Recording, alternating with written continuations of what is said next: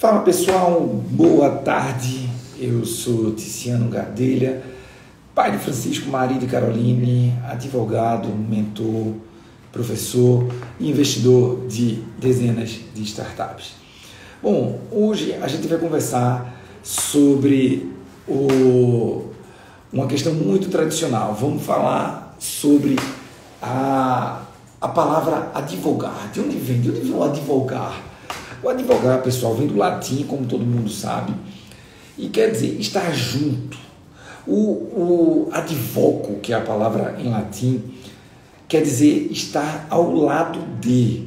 Veja, isso não mudou desde o início, desde os primórdios da advocacia até hoje. Quando a gente está falando em inovação, e aí eu posso estar falando da área de marketing, branding, seja aí da área da saúde, com as técnicas mais modernas, com os aparelhos mais inovadores, com as técnicas cirúrgicas, enfim, tudo que é inovação passa pelo estar junto, passa pela proximidade.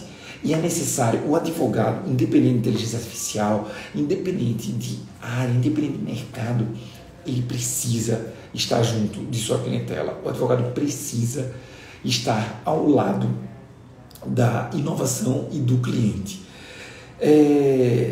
Eu posso falar para vocês que esse estar junto, ele traz também, obviamente, alguns desafios. E nesse mercado de startups, os desafios são você ter as habilidades de soft skills. São essas habilidades menos teóricas, menos densas, digamos assim, menos de livros de direito e mais comportamentais. Eu posso dar alguns exemplos, como a velocidade que é necessária, a ruptura, a compreensão de ruptura no cenário e também a coragem que o profissional, que a advogada, que o advogado precisa ter. Notem, na advocacia para startups, a gente está lidando não apenas com aquelas matérias tradicionais do direito, não apenas com o direito civil, com o direito penal, com o direito tributário, não são questões de uma ordem muito objetiva, muito tradicional. Vou dar um exemplo para vocês. É muito conhecida aquela frase que diz que se os fundadores da Uber fossem consultar seus advogados sobre a criação dela, ela nunca teria sido criada. Mas na verdade é uma mentira essa frase. É uma mentira pelo seguinte motivo: se os advogados da Uber não tivessem sido consultados lá atrás, a Uber não existiria, porque o medo dos empreendedores teria deixado isso de lado. Veja, e não é um medo no sentido pejorativo, é um medo no sentido de cautela mesmo, de prudência. Imagine você começar um negócio com uma grande chance de ser considerado ilegal. E se ele for considerado ilegal, talvez você não possa operar em pouquíssimo tempo. O profissional do direito que vai atender essas empresas inovadoras precisa ter esse traquejo com a coragem, precisa ter o traquejo, o jogo de cintura com a inovação, com a ousadia do mercado de startups. Isso exige ainda mais do profissional da área jurídica. A gente não pode ficar restrito àquela especialização, àquela pós-graduação em direito do trabalho, direito da propriedade intelectual, direito do processo civil. Veja, tudo bem, são matérias absolutamente indispensáveis, mas elas são o básico. Digamos que elas são a roupa de baixo, digamos que elas são a cueca, a calcinha das pessoas. Veja, isso é o básico, você vai usar. A questão é, você não sai na rua só com isso, sob pena de passar vergonha. No direito das startups é a mesma coisa. Quando você vai advogar para as empresas de base tecnológica, não chega lá com aquela formalidade jurídica, não, me diga a sua demanda porque eu vou avaliar, eu sou o doutor José, irmão, não dá para ser assim. Na advocacia para startups, você tem que ir atrás do seu cliente sabendo o que ele precisa ou mostrando para ele o que ele precisa. Aí é quando você valoriza ainda mais a tua atividade. Como eu falei para vocês, o direito das startups não é uma matéria isolada, é um mercado inteiro. E esse mercado, ele exige do profissional do direito tanto as hard skills quanto as soft skills. Isso significa que você precisa ter um jogo de cintura, mas também um conhecimento técnico. Não adianta, por exemplo, eu estar aqui conversando com vocês sobre parafernálias que saíram nos jornais nos últimos dias, nos portais de notícia. Não. Eu preciso mostrar para vocês que existe densidade, que eu sei o que eu estou falando. Eu não estou aqui com um bate-papo qualquer. Eu estudei para estar aqui. Os meus clientes estão tendo sucesso com base no que eu estou fazendo. Mas isso não é por acaso. Isso é a combinação das hard skills com as soft skills. E mais uma vez, isso é o sentido literal da palavra advogar, do verbo advogar, vindo lá do latim, o advoco, o estar junto. Se você não estiver junto do teu cliente, minha amiga, meu amigo, vou te falar, ó, cai fora. O mercado das startups não é para você, isso eu te garanto. Bom, veja, a gente pode pensar que o direito das startups é o direito de um mercado qualquer, como é o direito marítimo, como é o direito aeronáutico, como é o direito, e até pode ser considerado. Mas se você pensar no direito enquanto um livro, enquanto uma matéria, você está frito. Pense no seguinte, existe um mercado de empresas inovadoras, das mais variadas áreas, sejam as health techs, a área de saúde, as edtechs, as edutechs, empresas de educação, as law techs, as legal techs, empresas do segmento jurídico. Todas essas empresas, elas estão no macro mercado de startups. Esse mercado é todo verticalizado, tem diversos segmentos. É importante você conhecer esses segmentos, mas antes de mais nada, você precisa também conhecer a matéria. Ah, Tiziano, olha, eu sou advogada na área previdenciária. Legal, me diz uma coisa, como é que a gente calcula o direito previdenciário, como é que a gente calcula os benefícios previdenciários de uma pessoa que trabalha no home office, de madrugada, em outro país, em um regime de... Veja, não é tão trivial. Mas note que esse não é um desafio apenas da matéria, esse é um desafio do mercado, tá? Uma questão muito importante desse ecossistema das startups é como a advocacia se insere nele. Uma coisa muito comum, um erro muito comum, cuidado para não cometer esse erro, um erro muito comum de os agrupamentos profissionais eles estarem envolvidos só naquele segmento. Vou dar um exemplo. Advogados que têm almoços com outros advogados todos os dias. Advogados que se encontram com grupos de advogados que jogam bola.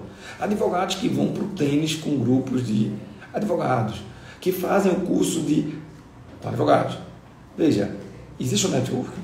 Claro. Mas é um networking muito simbólico. Esse networking com outros colegas, ele vai ser muito importante para upsell talvez, ou para cross-sell. Em outro momento eu converso com vocês sobre isso, mas o networking que vocês precisam para lidar com o mercado de startups é o networking das empresas de inovação, das empresas de tecnologia. Vocês têm que entender onde é que tem ambiente com ideias de fato revolucionárias, ideias inovadoras e com potenciais gigantescos de crescimento. Não, tem startup, não é aquela empresa que ela já nasce gigantesca, não. Mas é uma empresa que tem um potencial de crescimento quase que ilimitado. Eu já contei aqui para vocês que certa vez eu dei palestra com o diretor jurídico da Deloitte, uma das maiores consultorias do planeta, e ele falou uma definição que eu adorei. Pena que eu confesso que não lembro o nome desse rapaz, que foi o seguinte, ele disse que startups são aquelas grandes empresas que não são grandes ainda. E veja, essa é uma boa definição para startup. Porque no final do dia, startup são aquelas empresas que fazem a revolução de mercados, não apenas de um segmento, mas são aquelas empresas que estão começando. E quando validam os seus negócios, quando atingem de fato uma escala, aí, meu amigo, ninguém segura mais, mudam de fato realidades. Eu não vou nem dar aqueles exemplos banais de quem é que pede comida, quem é que pega o transporte, Não, mas pensa em outros exemplos, pensa na nossa área, na área jurídica. Quem é hoje que atua sem um software? Não, mas Tiziano, um software esse é meu processual. Não, esse é o mais antigo, não estou falando nele. Quem é que hoje não usa inteligência artificial? Você? Você não usa? Se preocupe, viu? Você está ficando fora do jogo. Mas inteligência artificial só não é tudo. Quem não usa jurimetria? Quem não usa análise preditiva? Quais são os hacks que vocês usam? Acho que vou fazer um papo em breve só sobre isso. Hacks para uma advocacia inovadora. Como é que você pode atender clientes? Como é que você pode inovar se você não está usando hacks? Se você está... Não, mas olha, eu aprendi na faculdade, esquece. Você aprende na faculdade e ficou na faculdade. Você viu de hard skills, mas se você não estudou depois, tudo obsoleto, tudo ultrapassado. Quando eu entrei na faculdade, o Código Civil estava acabando de mudar em 2002. Então, estava entrando um novo Código Civil. Eu ficava morrendo de pena quando eu olhava e dizia, caramba, a turma que se formou agora há pouco teve que estudar por 2 códigos civis diferentes. Que loucura é essa, cara? Pois é, mas é isso que o direito faz. Então, se você não repensar o que você está fazendo, se você não mudar a cada dia, se você não tiver atualizado, meu irmão, ó, game over para tudo. Eu costumo dizer que advogar no mercado de startups não é só ganhar bem. Advogar no mercado de startups é abastecer um avião com outro voando. É você trocar a roda do carro no meio de uma prova de Fórmula 1. Vocês já viram como é? Cada vez, se vocês observarem, bota lá um vídeo no YouTube, evolução do pit stop ao longo das últimas décadas. Cara, é assustador. Antigamente o pit stop levava 1 minuto. Agora, se levar 10 segundos, o cara vai perder. Então, pessoal, o que eu posso dizer para vocês é a advocacia para startups, ela não muda muito do conceito tradicional da advocacia, do advoco, do estar ao lado, do estar próximo. Mas ela muda completamente a mentalidade daquele advogado que acha que dá para... Não, eu vou entregar aquele contrato de honorários tradicional para o negócio... Esquece isso. Ou você está skin on the game com a realidade do teu cliente, com a realidade complexa, com a realidade desafiadora dessa inovação, ou você está fora. Inteligência artificial, pessoal, é básico. É mesmo falar inglês. Cara, falar inglês não tem diferencial nenhum. Você deve aprender inglês, inclusive, antes do português. Vão me cancelar por isso? Acho que não. Bom, gente, uma outra questão de uma importância incrível que a advocacia pode ter, na verdade que a advocacia tem no mercado de startups, é sobre as validações dos negócios. Os advogados, as advogadas, quando atendem as startups, elas não estão atendendo em matérias objetivas, matérias tradicionais. Olha, eu estou fazendo aqui um ajuste tributário e tal. Não, o contrato aqui da agenda não é assim. Você vai validar modelos que até então não existiam. Você vai validar, por exemplo, o web crawling. Digamos que o cliente de vocês seja uma empresa que bebe dados públicos. Ou seja, ela busca informações públicas. Eu não estou falando nada ilegal. Mas que o servidor, por exemplo, agora a gente está debatendo isso no Congresso Nacional. O servidor precisa de informações que estão na plataforma pública, na plataforma do governo. E aí, esses dados são públicos, tudo bem. Você pode fazer isso de graça? O governo defende que não. O governo diz que se a informação é pública, tudo bem, mas a plataforma que ela está sendo disponibilizada não é. Tem um custo para o governo. Se tem um custo, você tem que pagar por isso. Eu discordo, mas existe esse debate. Bom, uma iniciativa muito importante que nós, advogados, costumamos errar sobre o mercado, sobre o ecossistema de startups, é sobre como a gente pode construir uma rede nesse ecossistema. E quando eu falo de rede, ela vai muito além apenas do networking, tá? Ela vai muito além. Ela quer dizer o seguinte, você precisa se integrar de fato em comunidades de startups. E quais são essas comunidades? São grupos de debates, desde grupo de WhatsApp, por exemplo, de Telegram, de redes sociais, até seja LinkedIn, sei lá, da rede social que você gosta, até grupos temáticos. Por exemplo, tem um amigo nosso que ele gosta muito daqueles carros, daqueles Mini Cooper. E aí ele usa aquele mercado do Mini Cooper, lá da turma que anda do Mini Cooper, que é um pessoal que aparentemente tem grana, para poder apresentar iniciativas inovadoras que ele atende e que ele faz, que ele tem no escritório dele. Veja, essa é uma mentalidade interessante para o mercado de startups. Você não está pensando, não, eu vou só naquele grupo de empresários. Não. Você tem que aproveitar seus hobbies para fazer negócios com ele. Mas o que eu mais gosto é da atenção que a gente deve ter com as incubadoras, com as aceleradoras, com esses espaços de fato de inovação. Eu posso falar, por exemplo, coworking. Se você acha que está atendendo no coworking e é barulhento lá, e não dá porque o pessoal fica falando no celular no corredor e tal, é meio chato, né? Gente que não se manca e tal. Tudo bem, mas em vez de ficar lá brigando, faz o seguinte, vai se relacionar, vai conhecer gente, vai tomar um café, vai tomar um energético com essa turma, vai atrás de fazer negócio, combina de fazer um evento, Combina de bater um papo, de apresentar uma proposta para o teu cliente. Isso você pode fazer sem custo nenhum. Você pode fazer treinamentos, pode fazer capacitações gratuitas. E a partir do momento você pode cobrar por elas. A criação de produtos digitais é uma das coisas que você deve fazer na largada para atender startups. Mas bom, tem diversas outras táticas que podem ser desenvolvidas para isso, para você se conectar com fundadores de startups, com investidores. Porque veja, uma startup é aquela história, uma andorinha só não faz verão. Não adianta o cara ser inovador se não tem quem pagar a conta. Então você tem que conversar diariamente com startups, com fundadores, startups, empreendedores e com investidores. Você tem que conectar essa turma e tem que cobrar por isso, tá? Não é na amizade, não é na camaradagem. Não, mas eu queria... Não. Você tem que fazer dinheiro com aquilo, tá bom? Eu vou te falar o seguinte, eu vou dar um exemplo para vocês rapidamente, sobre um livro que eu li. Eu já falei sobre esse livro algumas vezes. Tem um livro chamado Dar e Receber, do Adam Grant. Esse cara escreveu obras fenomenais. E o Dar e Receber é um dos que eu mais gosto, porque ele fala que se você ajuda alguém, ele diz o seguinte: todo mundo tem 5 minutos sobrando.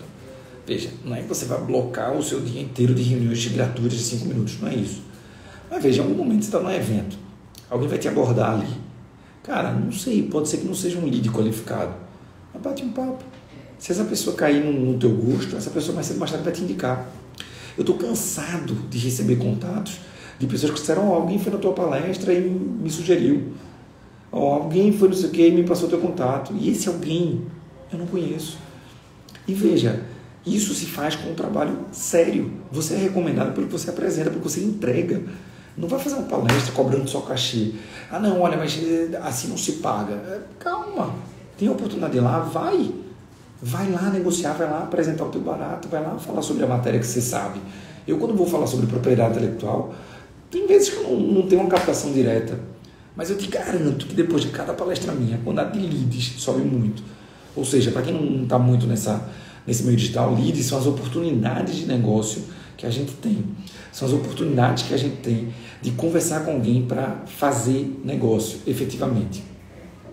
Eu posso dar alguns exemplos. Por exemplo, eu vou almoçar amanhã com um amigo que a gente já atendeu há alguns anos. Ele fechou, migrou de profissão, foi para o concurso público e tal, indicou um outro cliente. Esse amigo nosso, ele tinha deixado aqui pouca coisa de 5, 6 mil reais. Indicou um amigo que já deixou com a gente, eu acho que alguma coisa em torno de 40, 50 mil, e a gente está negociando agora um contrato de 120.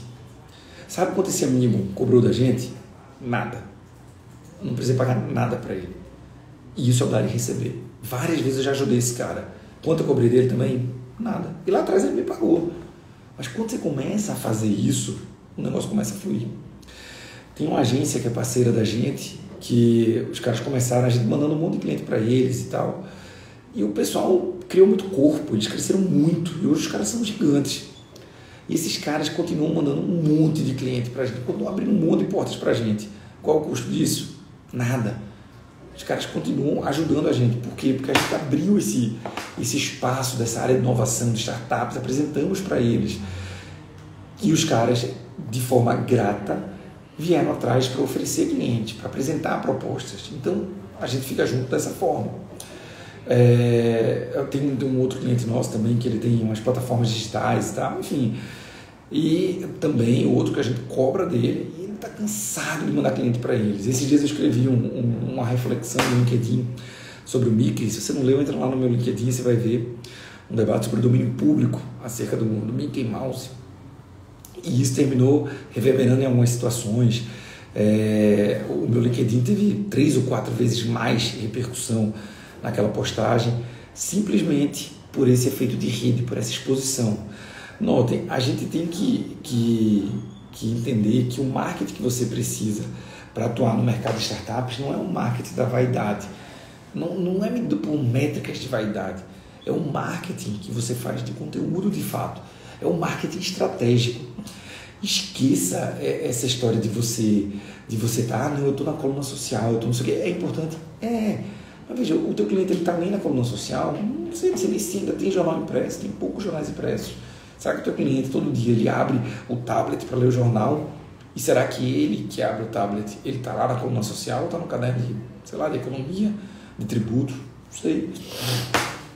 Bom, a gente tem que ter cuidado para não achar que curtidas, que seguidores, que quantidade é o que importa. Veja, é interessante, tá? Mas isso é uma métrica de vaidade. Sabe o que dá dinheiro? É você fechar contrato. Me diga uma coisa, o que é melhor?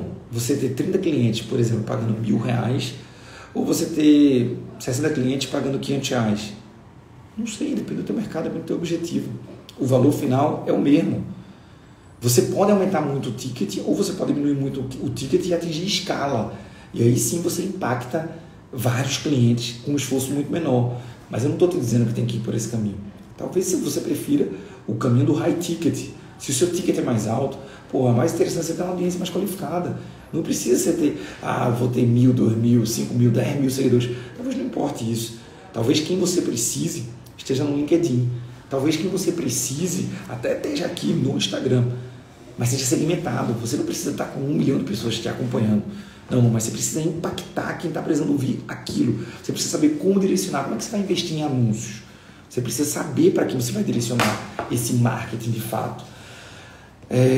Uma outra questão, uma coisa importantíssima é você olhar a regularidade com que você está presente, a regularidade com que você posta, com que você oferece conteúdo, a regularidade com que você ajuda as pessoas. Cara, toda vez que eu divido reflexões, que eu divido conteúdos de fato, eu tenho muito mais engajamento do que quando eu estou lá de bobeira, só curtindo foto, mostrando uma foto. Pronto, vou dar um exemplo. Se eu posto uma foto, sei lá, com a minha esposa, ou com meu filho, ou nós três, numa praia, num restaurante bacana e tal, cara, tem um monte de curtida. Qual é o envolvimento financeiro disso? Zero. Agora, às vezes, eu estou produzindo, eu estou atendendo um cliente, eu estou num trabalho nada gourmetizado. Tem uma foto minha muito boa no Instagram, já deve ter 1 ano ou 2, que eu estou comendo uma marmita no meio de 2 reuniões, apressadíssimo aqui no escritório.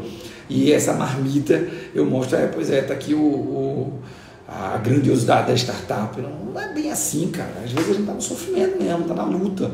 Ontem, na correria entre reuniões, eu não consegui almoçar. Eu peguei um sanduíche aí, almocei em 20 minutos. E veja, é isso. Não é tão gourmet. Às vezes não. Com a grande frequência, você tem esse desafio de, na pressa, não conseguir ser tão Nutella, digamos assim, para quem gosta mais disso. Mas você precisa ter constância nessa presença. Você tem que entregar conteúdo de fato.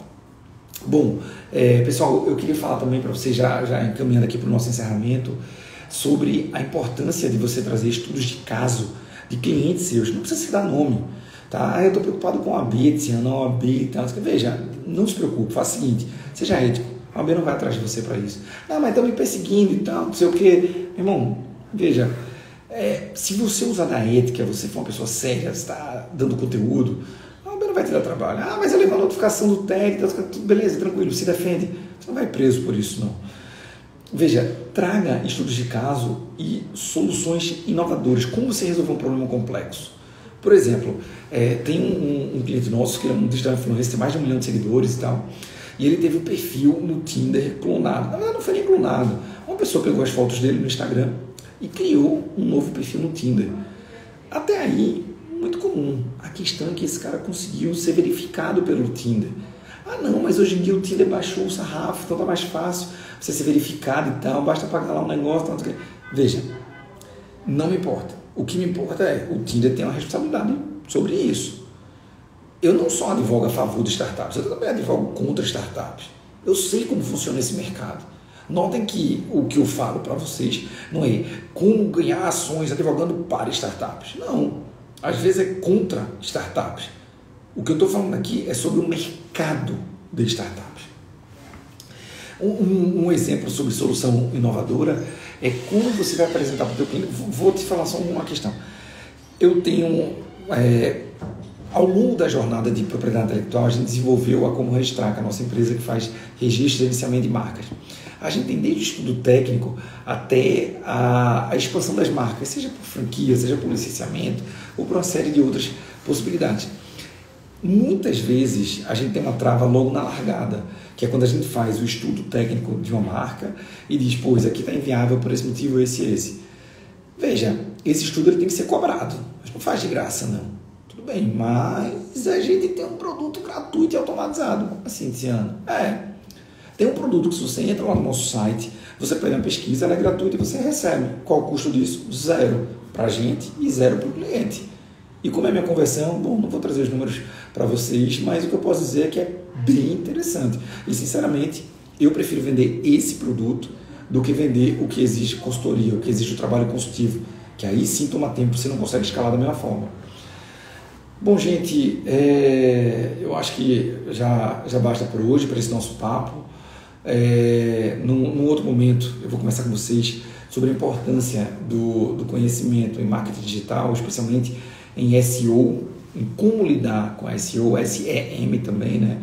O Search Engine Marketing,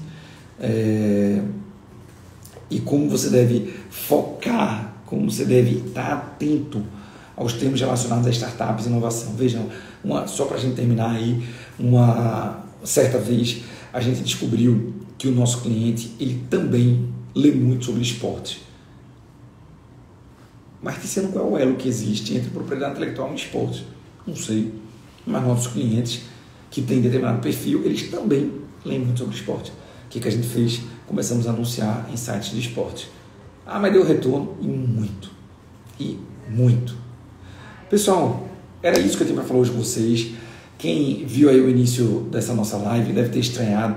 Mas falar sobre latim, Tiziano? Mas você começou aí falando sobre o advoco, que é o latim, o termo latim para advogar.